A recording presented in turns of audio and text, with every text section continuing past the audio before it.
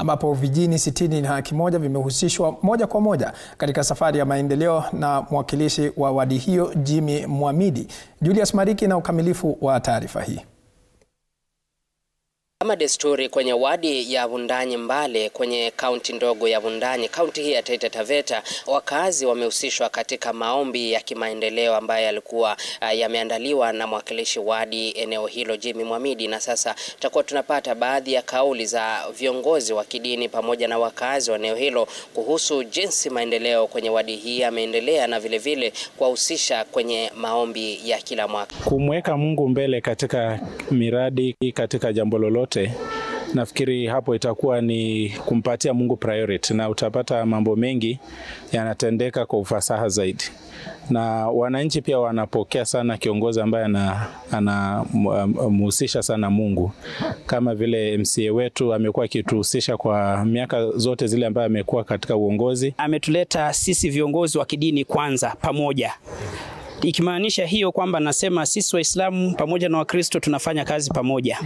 Hakuna mahali tumebaguana hata siku hata moja. Tangu aingie, mambo ya Mwenyezi Mungu ameyaweka mbele. Pia katika mwanzo huu wa mwaka akaonelea ni vizuri tena atuite tena kama clergy ili tukaweze kuweka wakfu mwaka wetu huu na tuweke Mungu mbele katika miradi yote ambayo tutaenda kuifanya katika wadi hii ya Wundanyi Mbale wadi. Kuanzia mheshimiwa wetu achukue mamlaka, tumeona miradi mingi tu ambayo hapo mwanzo tulikuwa hatuioni.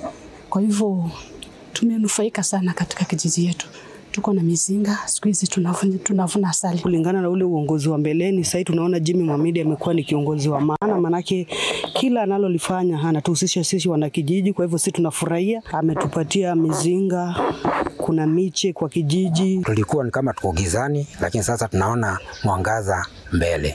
Kile ambacho nafurahia kwa mheshimiwa Jimmy Mwamidi ni kwamba kila kitu ametuletea mashinani, ambapo sasa huo ndio tunasema ndio ugatuzi.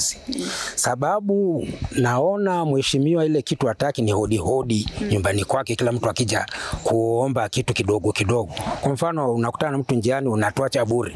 Hiyo sasa ndio anataka kumaliza kabisa, na hakika kija kufikia miaka 5 hiyo itakuwa imekwisha. Vijiji vitakuwa vinajitegemea. Muhimu kabisa ilikuwa ni sisi kuweka miradi yetu mbele ya Mwenyezi Mungu ambaye tunaamini yeye ndio mwezesha wa kila kitu.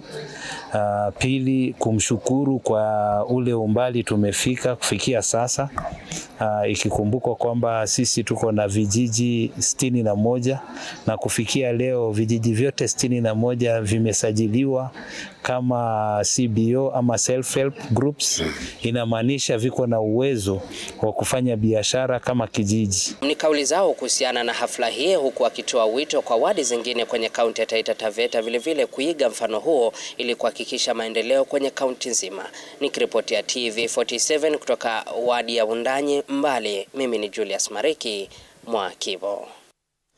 Asante sana Julius Mariki Mwakibo ukiwa maeneo ya Mbale. Kwingineko ni kwamba wakazi wa